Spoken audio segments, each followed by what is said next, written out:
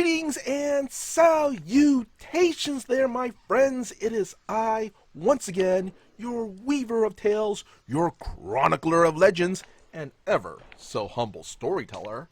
Welcome to the Minds of Meme-oria. We're here to get to know some of the awesome folks here in the TTRPG community and have some good times with some fun memes. It's kind of like one of those ink block tests.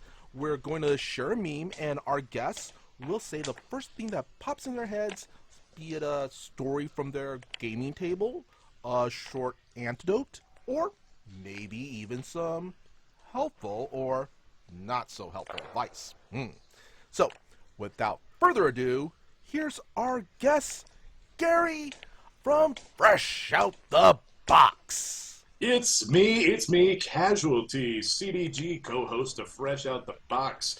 We play all sorts of different tabletop games, we read books, learn new systems, and we're mostly just trying to have a good time and make people laugh or tremble in fear and cry and have nightmares. And I'm so glad you said that I could give people bad advice when I see memes, because I am a trove of bad advice.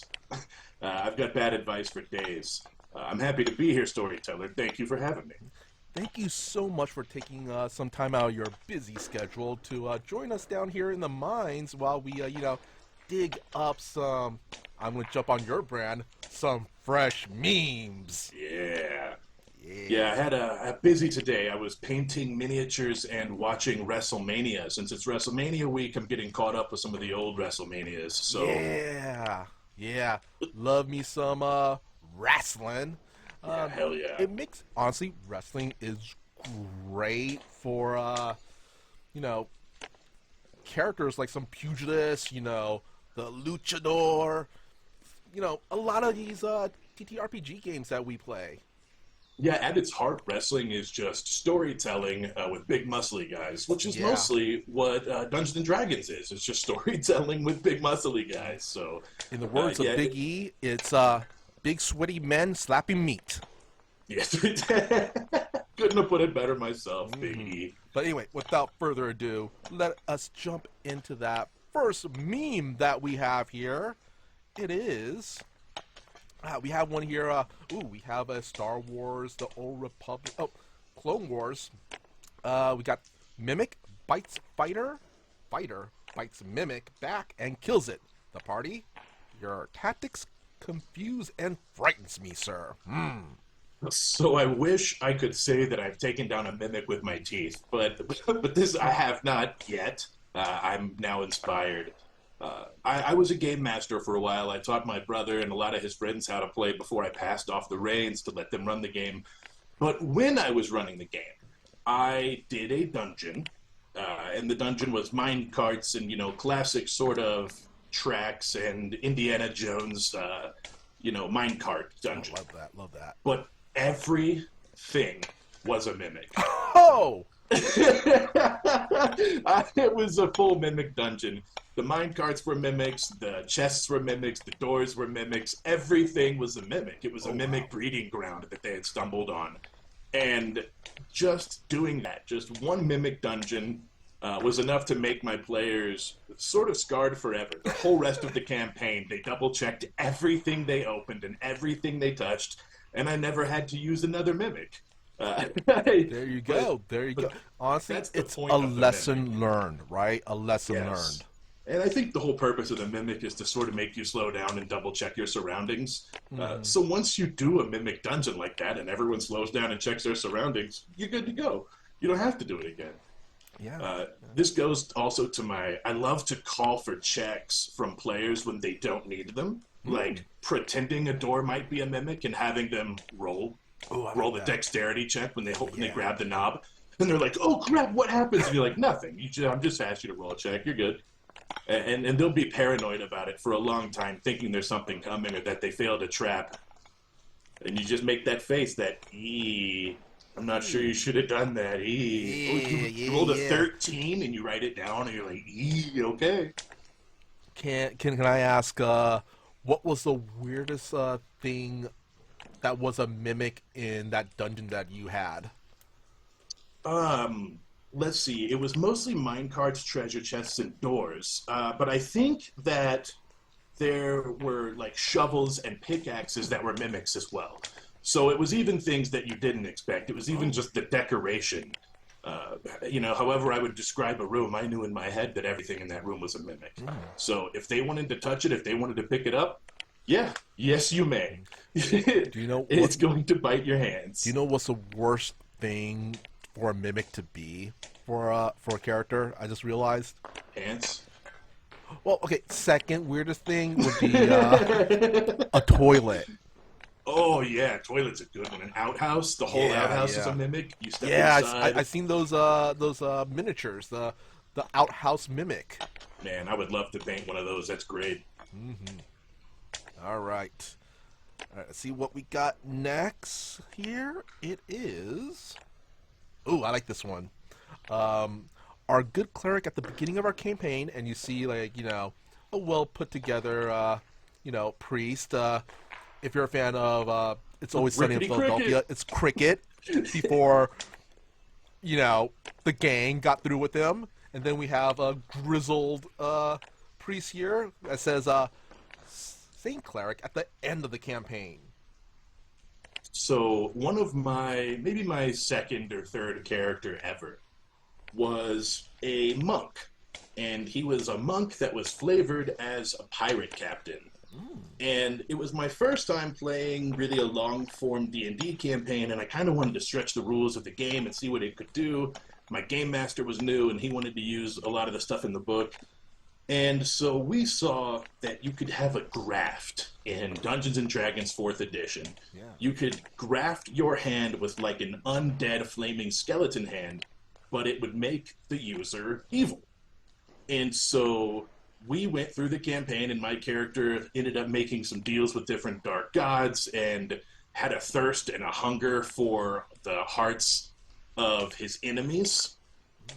And so he would eat hearts every now and then, and then he would have visions of dark gods. But he started as just this monk pirate captain. There was nothing wrong. He was just a nice guy, wore his little bandana, kind of like Iron Fist, hit his little punches, no problem.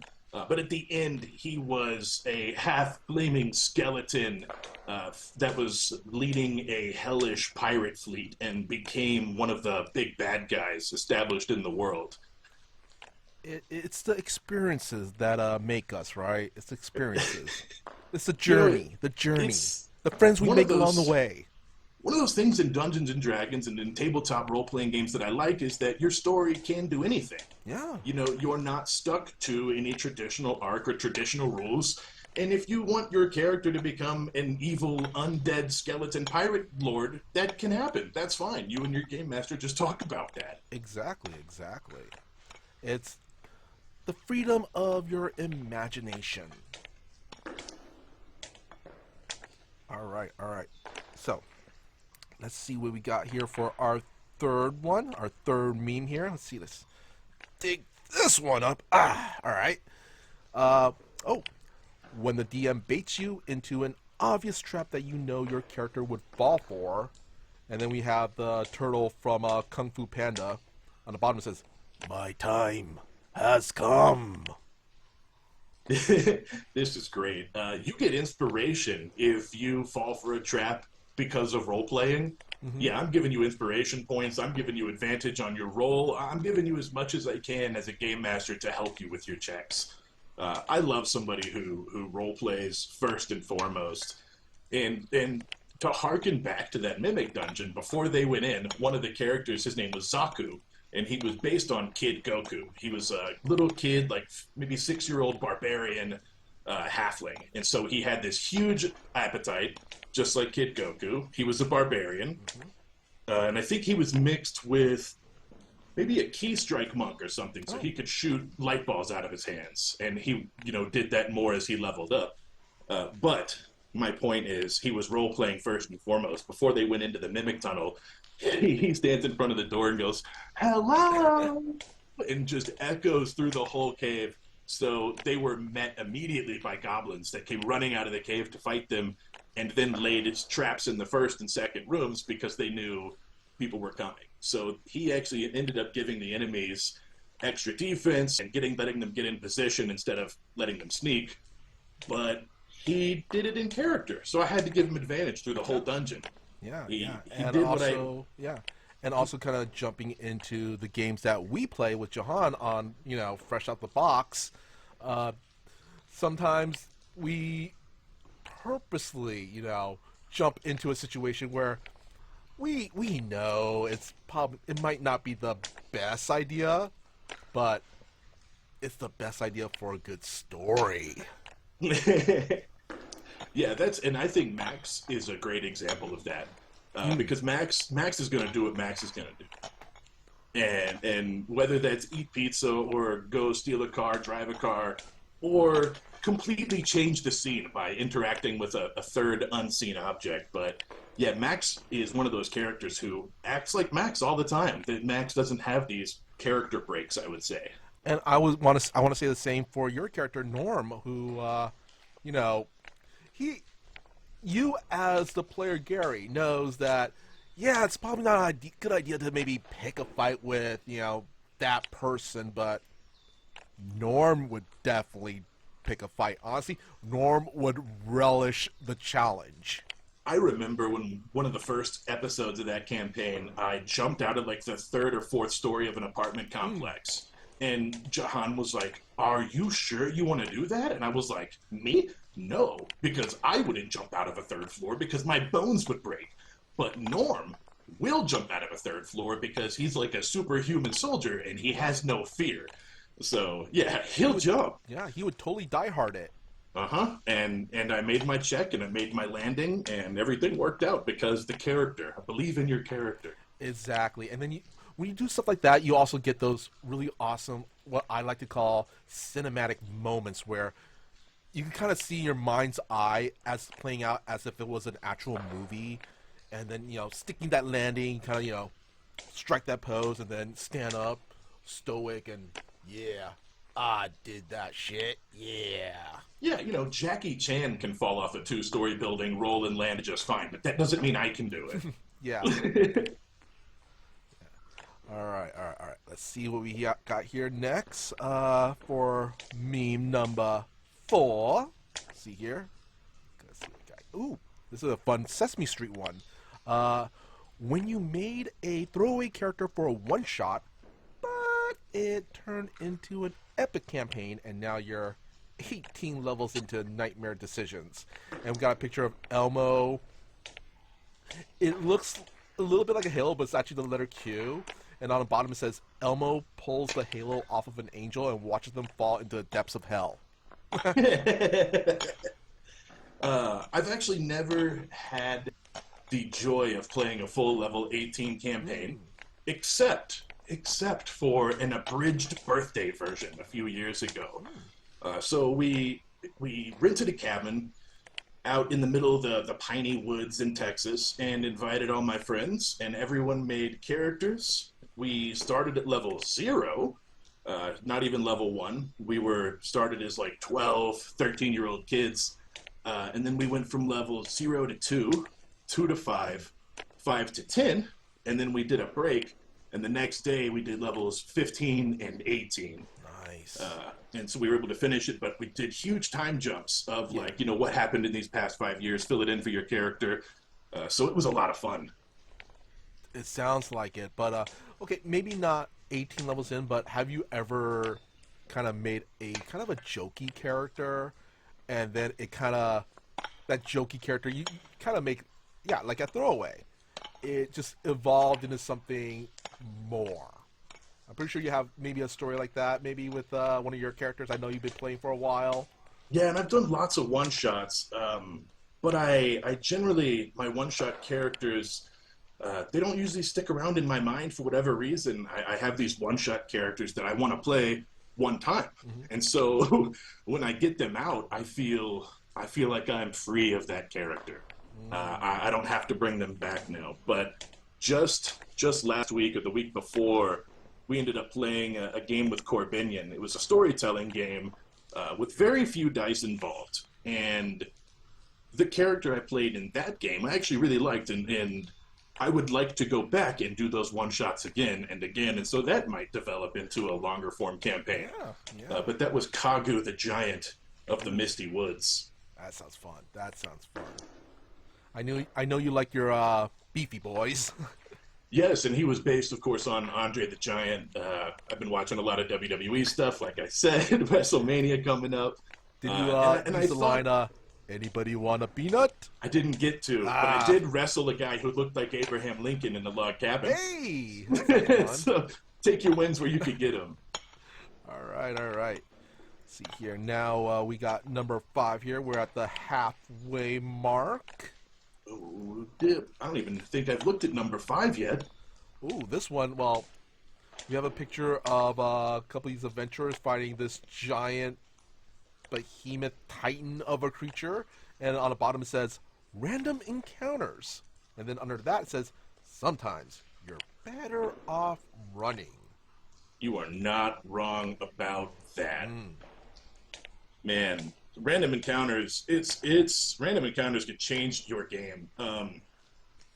We were playing a pretty long form campaign. Maybe it went on 4 or 5 years.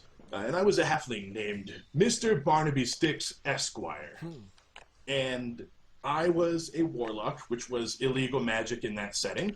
You could only be a licensed wizard. No sorcerers, no warlocks. If you were, you had to go work with the wizards and kind of be watched by the wizards.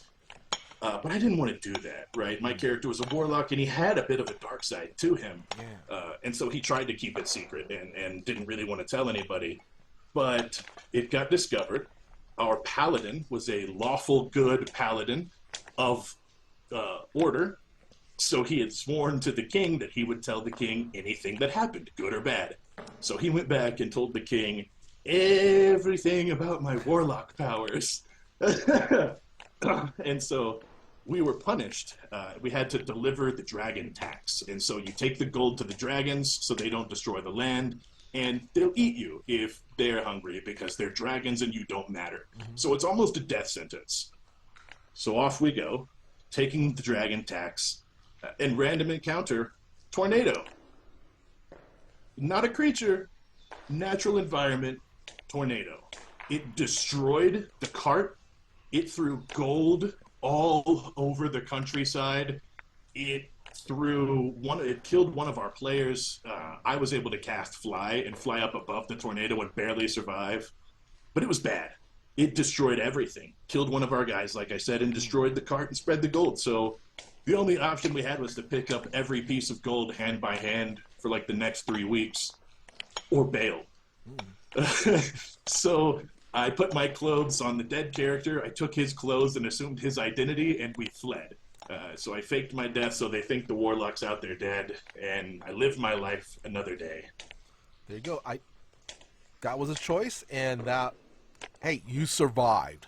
You gotta do what you gotta do to survive. That's exactly right. Yeah. And I kind of want to say this meme here also kind of reminds me of our season finale of Modern Age. Even though it wasn't a random encounter, but still we were fighting a big bad with an emphasis on big. Yeah. And probably we would have been better off running, but it wouldn't be the heroic thing to do. And honestly, if we ran, that would have been the end of the world as well. I'm sure Jahan said it when he was a guest on your show, but he used to always say, if you can't paint it on the side of a van, you should be doing it if you can paint it on the side of a van. Yeah. If it's something that you would airbrush on a van, then do it. And running away is not something you would airbrush on a van. Yeah. You got to fight a giant. I like that. All right. Let's see here what we got next for number 6. Ooh, we got a text one here. It says here, I want to play a tabletop RPG where my 6 stats are Gumption, Chutzpah, Moxie, Childlike Wonder, and the cut of my jib. And a certain je ne sais quoi. I love that. What would that be, a spy game? That's like 007, the tabletop RPG. No, I think it would be more like a noir game. You got Moxie, my kid. You got Chutzpah. You got that spark. Yeah, 1920s noir spy Yeah, game. yeah. See here, buddy. Childlike wonder. Make a childlike wonder roll to make sure that Yeah. you can keep your cool in this situation and you don't just walk off looking at the statues. I mean, with Childlike Wonder, I gotta say that's your character Timmy in the Fresh Out the Box City of Mist game. Yeah, that's true. He does have a childlike wonder. Yeah. I wonder what things they left out of this list. I hate to see what stats they had to cut. So now I gotta ask this: what would each of these 6 stats be equivalent to with the traditional, D&D-esque So stats? many of those are charisma. Moxie, chutzpah, the cut of my jib. It's like they're all charisma. I want And to a say certain gumption would je be ne sais quoi. Constitution. Gumption could probably be constitution and strength, since everything else is charisma. Maybe Childlike Wonder could be Wisdom. I love and a certain je ne sais quoi. Because if that's not that's charisma, definitely charisma. That's if definitely that's charisma. not, I don't know what is. There's an argument to be made that Moxie could be Constitution, Oh, yeah. and Gumption could be your strength. Could be. Hey, maybe got a lot of people creating these indie TTRPGs on places like Itch.io. Maybe these could be future stats for Itch.io TTRPG indie game. What is your cut of my jib score? It's a 7. Oh yeah, this guy likes the cut of your jib. Yeah. Really likes You that don't even cut. have to. Really likes that Don't cut. even have to roll for it. It's just a passive number. Oh no, this guy does not like the cut of your jib, so you're gonna have to roll a moxie test. Love that. All right. See what we got here for number 7. Number 7 here. Oh, we got a Star Trek one. We got here, combat does not determine who is right, but it always determines who is left. I love that. That's just so very good. This reminds me of our Dune game. When we played Dune, we talked at the beginning about the possibility of betrayal and how some characters might betray others because it's the world of Dune and yada yada blah blah. So really that was my way of telling everybody I might betray you guys, just be ready for that. My guy, we made our own house in Dune. We were a vassal house to Atreides, which that's the main house in the Dune story and the movies. That's the house who's being attacked and sort of left out to dry. And so we were a vassal house of them. As the war commander, I was in charge of the troops that are supposed to help them. But the closer and closer we got towards the end of the 10-shot campaign, the more I realized, my character realized, that Atreides was losing this war.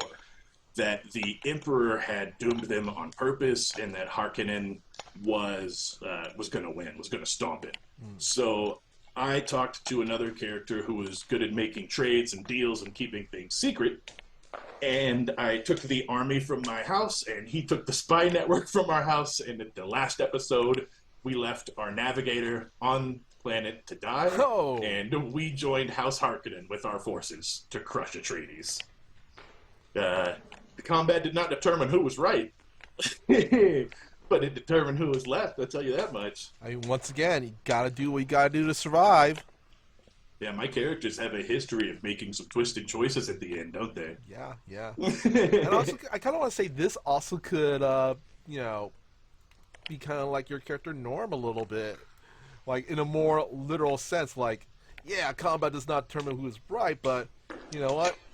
I'm still standing. We're not here to argue about who's right and who's wrong. We're only here to talk about who's left. Yeah. Love that. And yeah, that's a very Norm thing. That's a very Norm literal thing. All right. Let's see what we got here. Next up is number 8. Oh. We got here a cleric, I believe, and it says, "Damn, I was all set to do some healing, then I pick up this mace. Now, I just want to thump something with great exuberance." I love that it starts with "damn." Reminds me of Farouk from Yeah, Sevens. yeah. Damn. No, that's awesome. I always thought it was funny that healers, you only get a handful of weapons you can use, and a mace is not something that I would have put on the list. Personally, a mace is like, you got to have some strength, you got to have some ability to swing a mace. In my opinion, I guess I guess a sword takes more finesse. I guess a mace is a simple weapon, but yeah, that does make your cleric a lot more likely to run in and want to thump stuff. Yeah. I mean, it's literally a beat stick. I played a cleric, and I used a shield, but no mace. I was a pacifist cleric, and so I would cast from my free hand and use the shield from my other. I just want to say, a lot of people think, playing a cleric, they're wimpy, or all they do is heal. You just haven't been playing a war cleric. Like, literally, they have a beat stick. They're wearing medium, I think maybe heavy-ish armor. I think they get heavy. I think you're right. Yeah, and they can, I think, with certain domains or something, cast literally inflict wounds. Yes. So here's my cleric build. Here's what I played was a grave cleric. So I could spare the dying from across the room. Yeah. But I also played the sorcerer that was the path of light or whatever. So I could twin my healing spells and fire them out to two people, and I could also throw fireballs and stuff from my sorcerer subclass. Yeah. So I was able to use a shield, throw magic. So it basically made me a armored wizard. I was gonna say you're literally a howitzer. Yes, yeah, it was a great character, and that kept me from wanting to run in and thump stuff, right? Because I didn't have my thumpy stick. Like I said, people do not sleep on the cleric. They're a tank that can heal themselves and the people around them. You don't have to be a straight up healer. Don't think that. That cleric's his name was Asmund, and he was just a very friendly guy. He just wanted to play pranks all the time on his friends. And so sometimes when his friends was asleep, he would take out their weapons and polish them and shine them and clean their shoes and put them all back. And all of their stuff was clean in the morning. Oh, and also gotta say, honestly, clerics could be other stuff too. Like they could be the face, with the face, or the research cleric, the support with knowledge domains, or they could go straight up heal. But honestly, you get a lot of options as a cleric. Yeah, don't sleep on that class. Don't sleep on class thinking you just have to heal and be support. It's a Swiss Army knife of casting classes. Honestly, I want to say they're the Beefy Boys of spellcasters. I guess one of the hard parts for me is that I don't really have a desire to play a holy person. I'm not holy in my regular life, and so I don't have this desire to roleplay holy or to act holy. True. But I've seen some really good inspirations along the way. People who've played, to the traveling god, so all they have to do is just travel and set up shrines along the road and stuff like that. The roguish kind of Friar Tuckish, clerics. Yeah, there's definitely things you can do, but just the word cleric and I guess the divine powers kind of push me away inherently. After talking about this, I now kind of want to make, if I ever get into another sword and sorcery game, I kind of want to play a cleric now. Hell yeah. Not a Healy or, wimpy cleric, but I'm going to be playing, the howitzer Beefy Boy cleric. Aaron plays a cleric of the goddess of beauty. And so when she describes the way she fights, it's lots of twirls and flips and handsprings and stuff. And so she's a combat cleric, but the flavor is that it's a goddess of beauty. Love that. All right. Let's see what we got here for number 9. Oh, this is totally Norm. This is straight up Norm here. It's a picture of a wood bullseye, and we got an axe, but the axe didn't hit the bullseye, but handle first, and it says, when you have a 0 dexterity and 999 strength. Did you know I used to work at an axe throwing place? Oh, did you? I'm looking at this and I'm like, is that me? Did I do that? Yeah. Building a character, 0 dex, 999 strength. Absolutely one of my favorite things to do. I love the glass cannon builds. If you're going to do something, just be really good at the thing that you're doing. Yeah. I'm okay having a couple of dump stats. As long as one of them's a +5 out the gate, I'm going to be okay. I mean, the flaws sometimes makes the character, you know? It certainly does. Barbarians, and strength. Yeah. When you're making a barbarian, it's all good and fun to have con, but you're adding your strength to everything. And really, it's all you need. Yeah. You can just be a straight strength build, and you're doing your job. Very true. Or honestly, speaking of D&D, classes, the wild magic barbarian. Your strength may not necessarily be.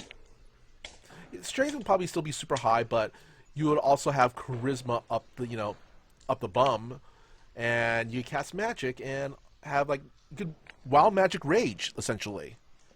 I would always say, ask your game master if you can do the thing, even if it seems unbelievable. Yeah. Because these are heroes, and the mythical stories like Samson and things like that, where you can pull down entire columns of a church. Your characters should be able to do things like that late game or with +5 strength. You are superhuman. Rule of cool. And you've seen me ask Jahan over and over as Norm, yeah. Can I throw this? Can I grab this? Because I have these bionic metal arms and I am a superhuman, really strong. And he's like, roll for it. And when you roll over a 20 and you have the modifiers, it's hard to tell your player no. Well, I mean, we've both done that. Rule of cool. I feel we frustrated Jahan with that sometimes. I completely agree. I see it on his face. How disappointed he is that we're having fun. Yeah. All right. Now we are on our last and final meme. That is number 10. Here it is. Number 10. Your first TTRPG character and your 20th TTRPG character. And we see here it's a golf match, and we have somebody, one of the golfers kind of a plain outfit, and then we have another golfer in a very loud and colorful outfit. Dressed pretty much the way that I dress in real life. Yeah. Those pants are out of control. They look comfy. You know what? They look comfy. I forget that golfer's name, but he has been around for a long time. And even since like the 80s, he's always smoked on the course. He's always worn those ridiculous pants. That's just sort of his character and his brand. Yeah. And he's very good. He's a very accomplished PGA golfer. I don't wish I knew more about golf, but if I did, I'd tell you his name. My first character ever, 4th edition, Dungeons and Dragons, Warforged Barbarian. His name was Crash because that was the first sound he remembered whenever he was born. He just kind of plummeted to the earth and crashed through the woods and woke up and knew that he was Crash. So he had this really childlike innocence, but also was my first time playing D&D, so naturally he, as a barbarian, solved problems with violence. The character actually kind of got away from me, and I didn't really enjoy the character anymore because he was a little violent, and I didn't really like his story. So I retired the character. He was brought into the campaign later in different clothes. He was all wrapped up in furs, and he was believed to be a barbarian. That's what we thought he was. But every time we fought him, we could never hurt him. It was just dink, dink, dink. We would always hear this metal sound, and it took us a while to figure out it was my first character ever. So it was a cool way for the game master to bring him back in. But yeah, he was a really serious character, to the memes point. I tried to make this cool guy, but now we're at the 20th character, right? Yeah. Now we're over here with Norm. So now I'm having more fun. I've got these more silly voices and these more silly characters. I always like to have a dark side to the character or something that you could see that could compel them to make some sort of dangerous decision. But yeah, the characters I think have definitely gotten more fun over the years. And maybe it's because we're putting on a streaming show and I feel more of a need to present. But really, I'm just, I think, a more fun person after all these years. I don't know if it's all the game playing or just growing up. I don't know about you, but for me, it's understanding my own play style. I understand my own play style more now, especially after doing these, actual play streams. I know what I'm comfortable with, what I'm not comfortable with. I've always been a bit of an instigator storyteller Hmm. as a player. I like to have some agency over the worlds that we're playing in. I want to put my own spice on it Yeah, too. But I also want to mix things up in the world. Just because you have these different factions, I want to see what happens if I pit them against each other. yeah. So I'm an instigator by nature, and it's not. I try not to derail a game with it. Hmm. I just want the game. I want to see what happens if you Yeah. pull out the tablecloths. Yeah, I mean, like for me, my one of some of my favorite character tropes are playing the sneaky sneaks, or people who are into the whole political intrigue, or just kind of the roguish type characters. I'm very comfortable playing that trope, but you know what? Also now I kind of want to branch out. That's one of the reasons I'm playing, Maxine in our City of Mist game, who is a 12-year-old little girl who's you know, pretty much the avatar of the apocalypse. The harbinger of the end of days. Exactly, exactly. So, yeah, it's fun. It's good to know your own strength and honestly your weaknesses, and sometimes being able to just branch out and just try something new. Sometimes. And in the wise words of Triple H, if you don't believe it, no one will believe it. So you have to believe your character.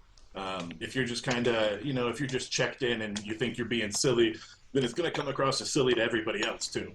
You have to really, be your character. Yeah. And if you sound dumb or you look dumb, don't worry about it. Yeah. True that. True that. And I mean, honestly, if you're not having fun, what's the point?